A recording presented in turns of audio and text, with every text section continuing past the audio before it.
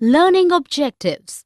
After studying this module, students will be able to state the meaning of accounting ratios, learn the objectives and limitations of accounting ratios, know the types of accounting ratios, understand how to calculate the different types of ratios. Introduction to accounting ratios. The comparative statements, common size statements, trend analysis, accounting ratios, and cash flow statements are considered as the common tools for the financial statement analysis of an organization. Here, we learn accounting ratios that help us to know about the company's solvency, efficiency, and profitability. Meaning of accounting ratio. A ratio is a mathematical number that helps to calculate the relationship of two or more numbers. The ratio can be expressed in percentage, fraction, proportion, and a number of times. In accounts, when we calculate a number by referring two accounting numbers which are taken from a financial statement are called as accounting ratios. Objectives of ratio analysis. Ratio analysis is the important for interpreting results given by financial statements. It provides important financial information to the users and also tells areas that need investigations. Ratio analysis involves regrouping of data by applying arithmetic relationships. It is a complex process and requires fine understanding of the rules used for financial statements. It provides comprehensive information to the analyst, such as to know areas of the business that requires attention, to know the areas that can be improved with the desired direction, to provide a deep analysis of profitability, efficiency, and solvency of the business, to compare the performance with the best industry standards, to provide information for projections and estimates for the future. Advantages of ratio analysis. Ratio analysis improves the user's efficiency of conducting business.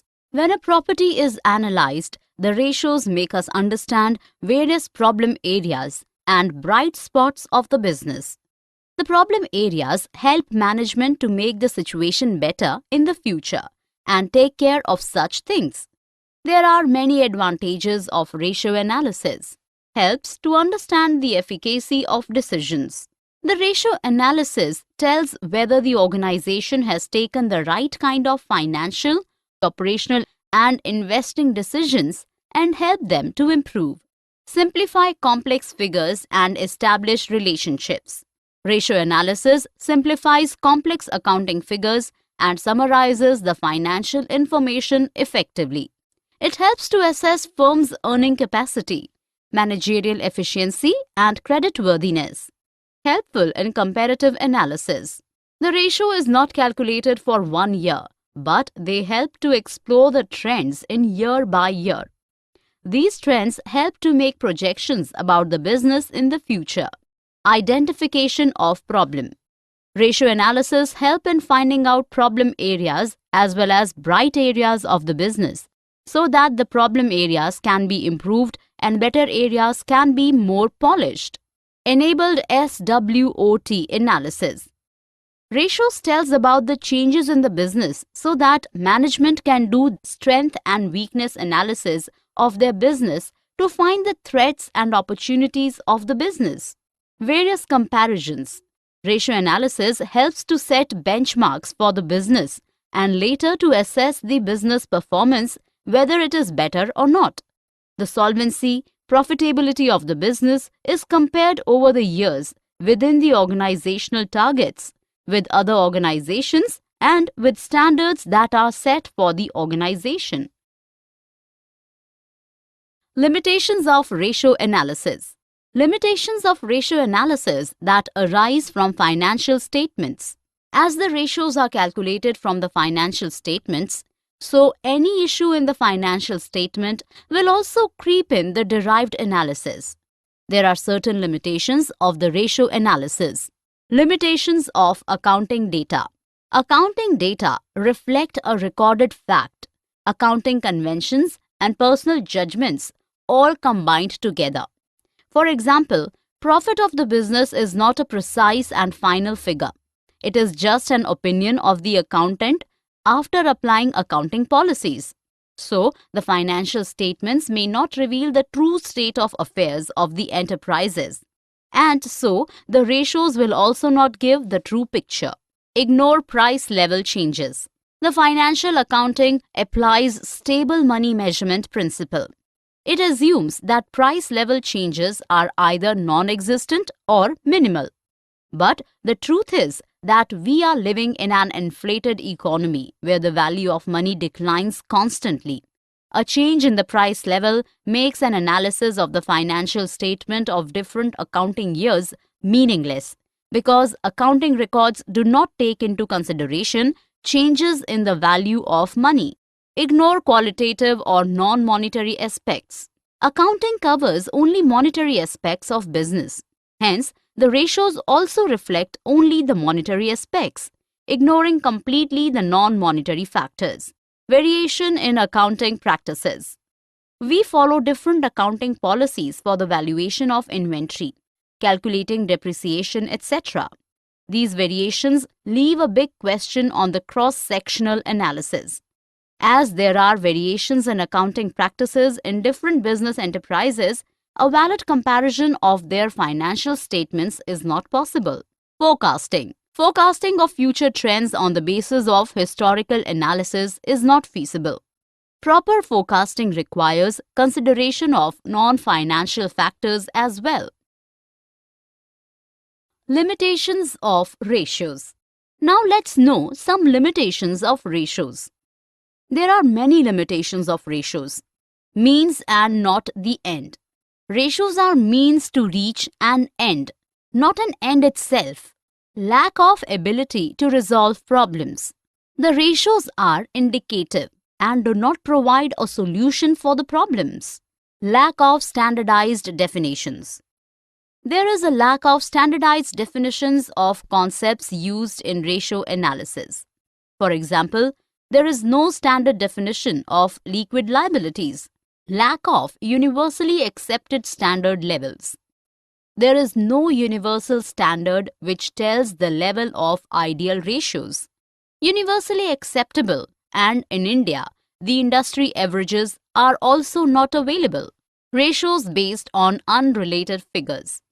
A ratio calculated for unrelated figures would be a meaningless effort. Types of ratios. The ratios can be classified as traditional classification and functional classification. On the basis of traditional classification, the ratios can be classified as statement of profit and loss ratios. When we take a ratio of two variables from the statement of profit and loss, is known as the statement of profit and loss ratio. For example, the ratio of gross profit to revenue from operations is known as gross profit ratio. Balance sheet ratios. When both the variables are from the balance sheet, then they are called balance sheet ratios. For example, ratios of current assets to current liabilities, known as current ratio. Composite ratio. It is a combination of two ratios from different statements, like one variable from the statement of profit and loss and another variable from the balance sheet. It is called composite. Types of ratios. Functional classification of ratios. The functional classification is based on the purpose for which the ratio is calculated. Liquidity ratio. We know that the business needs liquid funds. The ability of business to pay the amount which is due to investors is known as liquidity, and the ratios that measure liquidity is known as liquidity ratios. These are short-term in nature. Solvency ratios. A business's ability to meet its contractual obligations towards external stakeholders is known as solvency, and the ratio calculated to measure solvency position are called as solvency ratios. Turnover ratios. The ratios that are calculated for measuring the efficiency of the business operations on the basis of effective utilization of resources. Profitability ratios. It refers to the analysis of profit with reference to revenue from operations of funds employed in the business, and the ratios calculated to meet this objective are known as profitability ratios. Liquidity ratios. These ratios are calculated to measure the short-term solvency of the business, whether the firm is able to meet its current obligations or not. These are calculated on the basis of amount of current assets and current liabilities in the business. It consists of two ratios, A. Current ratio and B. Quick ratio. Current ratio and quick ratio. Current ratio. It is the ratio of current assets to current liabilities. It is written as: current assets include current investments, inventories, trade receivables, prepaid expenses, advance tax, and accrued income, etc. Current liabilities include short-term borrowings, creditors and bill payables, other current liabilities, and short-term provisions. Significance of current ratio. The current ratio should be reasonable. It should neither be very high or very low. A very high current ratio implies heavy investment in current assets, and it reflects underutilization or improper utilization of resources. A low ratio endangers the business and puts it at risk of facing a situation where it will not be able to pay its short-term debt on time. Quick ratio. It is the ratio of quick assets to current liabilities. The assets that can be quickly converted into cash are called as quick assets. While calculating quick assets, we exclude the prepaid expenses, inventories at the end, etc. It is calculated to give a check on the liquidity position of the business and is therefore also known as acid test ratio. Significance of quick ratio. The ratio provides a way to measure the capacity of the business to meet its short-term obligations without any flaw. Solvency ratios. The person who lends money to the business expects timely payment of his interest and repayment of the amount of principal at the end of the loan period. Solvency ratios are calculated to find out the ability of the business to service its debt in the long run. The following solvency ratios are calculated to find out the solvency of the business. Types of solvency ratios. Solvency ratios can be divided into the following categories. Debt-equity ratio. This ratio measures the relationship between long-term debt and equity. For security, capital structure with less debt and more equity is considered favorable as it reduces the chances of bankruptcy. It is calculated as long-term debts upon shareholders' funds. Significance of debt-equity ratio. This ratio measures indebtedness of an enterprise and tells the long-term lender regarding the extent of security of the debt. As discussed earlier, a low debt-equity ratio reflects more security. A high ratio, on the other hand, is considered risky. However, from the perspective of owners, greater use of debt ensures greater returns for them if the rate of earnings on capital employed is higher than the rate of interest payable. Debt ratio. The debt ratio refers to the ratio of long-term debt to the total of external and internal funds. It is computed as follows: long-term debts upon capital employed. Significance of debt to capital employed ratio. Debt equity ratio shows the ratio of long-term debts in the capital employed. Low ratio means lenders are secure and high ratio helps management in trading on equity. The debt ratio can also be computed in with regard to total assets. In that case, it usually refers to the ratio of total debts. Proprietary ratios. Proprietary ratio depicts the relationship of shareholders' funds to net assets. The formula to calculate the proprietary ratio is significance of proprietary ratios. Higher the ratio of shareholders' funds in financing the assets, the more security it will provide to the creditors. Total assets to debt ratio. This ratio calculates the extent of the coverage of long-term debts by assets. The higher total assets to debt ratio means that assets have been financed by owners' funds and the long-term loan is adequately covered by assets. Significance of total assets to debt ratio. This ratio mainly indicates the rate of external funds in financing the assets and the extent of coverage of their debts are covered by assets. Interest coverage ratio. This ratio deals with the servicing of interest on loan. It is a way to measure the security of interest payable on long-term debts. It expresses the relationship between profits available for payment of interest and the amount of interest payable. Significance of interest coverage ratio. It tells the numbers of times interest on long-term debts is covered by the profits available for interest. A higher ratio ensures safety of interest on debts. Activity or turnover ratio. These ratios tell the speed of activities of the business.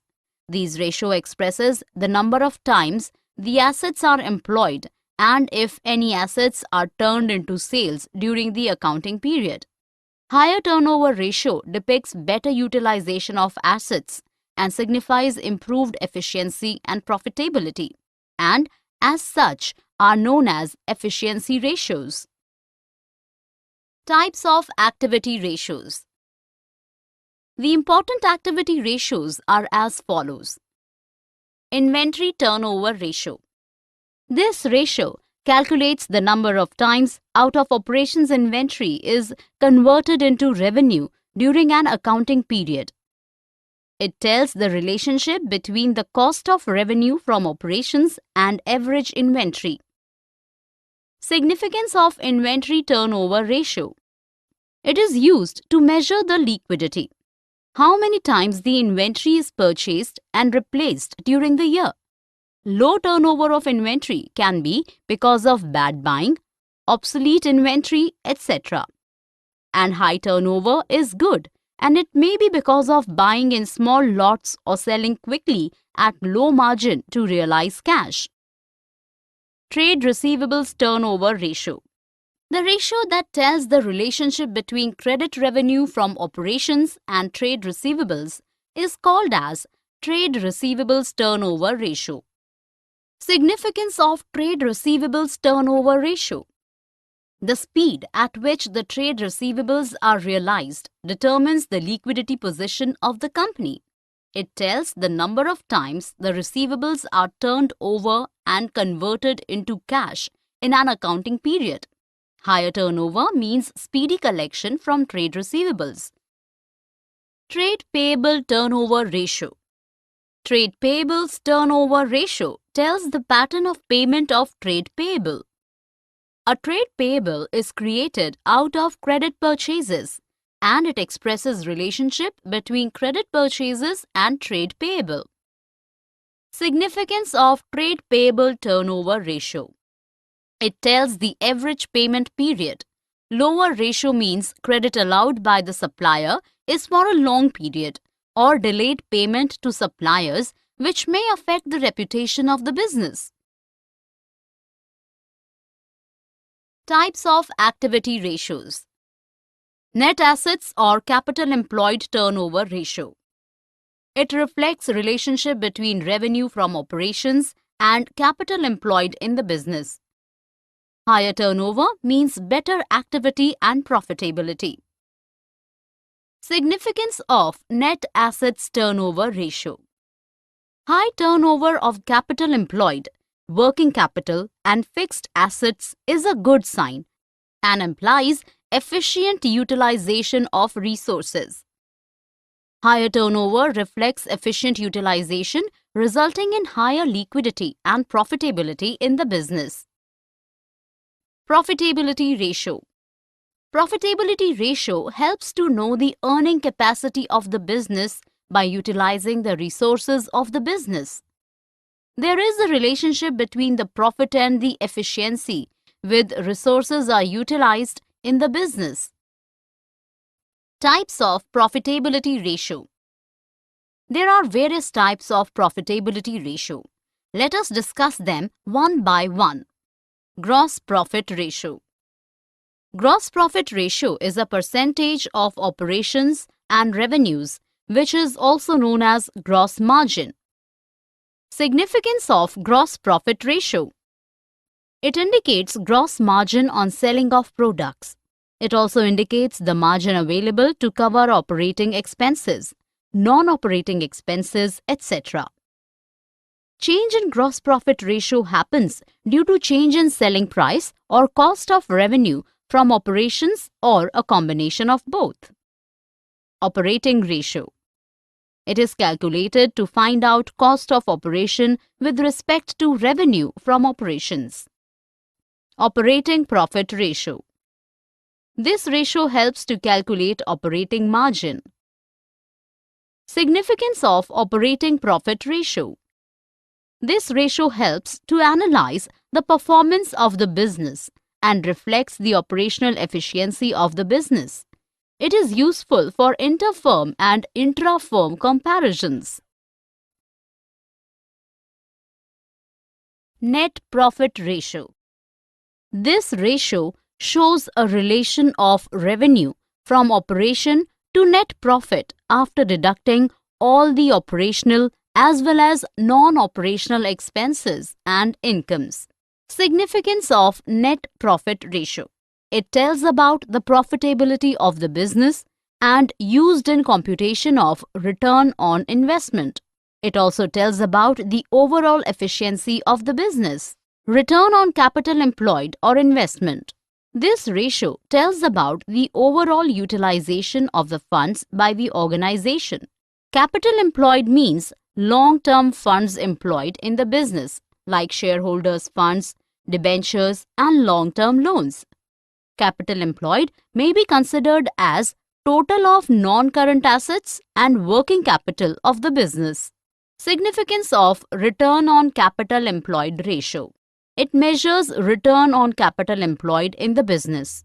It tells about the efficiency of the business in utilization of funds invested by shareholders, debenture holders, and long-term loans. It also helps in inter-firm comparison. Return on shareholders' funds. This ratio is very important from shareholders' point of view, as they want to know whether their investment in the firm generates a reasonable return or not. The return should be higher than the return on investment. Otherwise, it would reflect that the company's funds have not been employed profitably. Earning per share. The earning per share refers to the amount of profit that is available to the equity shareholders. It is important to calculate earnings per share as it is important for the equity shareholders to know and also in stock market to know the price of the share. The profit that is considered for the EPS is the profit calculated after deducting the dividend on preference shares.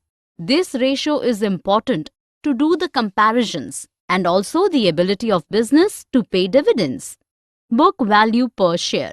This ratio is again important for equity shareholders as it reveals about the value of holdings of equity shareholders and the effect of market price on shares. Equity shareholders' fund are calculated after deducting preference share capital from shareholders' funds. Dividend payout ratio. This ratio calculates the share of earnings that are distributed to the shareholders. This ratio tells about the company's dividend policy and the growth in owners' equity. Price-earnings ratio. This ratio reflects whether the growth of firm's earnings and reasonableness of market price of the shares is as per investors' expectation or not. The ratio may vary from company to company or industry to industry. In same industry depends upon the perception of investors of their future. Summary. Let us summarize what we have learned in this module. A ratio is a mathematical number that helps to calculate the relationship of two or more numbers.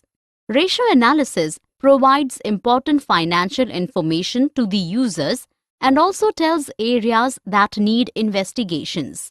Ratios makes us understand various problem areas and bright spots of the business. The ratio analysis tells whether the organization has taken the right kind of financial, operation and investing decisions and helps them to improve. Ratio analysis simplifies complex accounting figures and summarizes the financial information effectively. Accounting data reflect a recorded fact, accounting conventions and personal judgments all combined together. The ability of the business to pay the amount which is due to investors is known as liquidity, and the ratios that measures liquidity is known as liquidity ratios.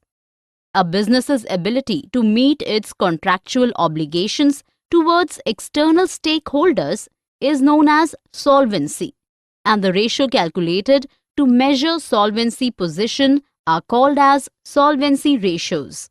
The ratios that are calculated for measuring the efficiency of the business operations on the basis of effective utilization of resources is called efficiency ratio. Solvency ratios are calculated to measure the short-term solvency of the business, whether the firm is able to meet its current obligations or not. The assets that can be quickly converted into cash are called as quick assets. Solvency ratios are calculated to find out the ability of the business to service its debt in the long run. Proprietary ratio depicts the relationship of shareholders' funds to net assets. The ratio that tells the relationship between credit revenue from operations and trade receivables is called the trade receivables turnover ratio. Trade payables turnover ratio tells the pattern of payment of trade payables. Profitability ratio helps to know the earning capacity of the business by utilizing the resources of the business. Gross profit ratio is a percentage of operations and revenues, which is also known as gross margin.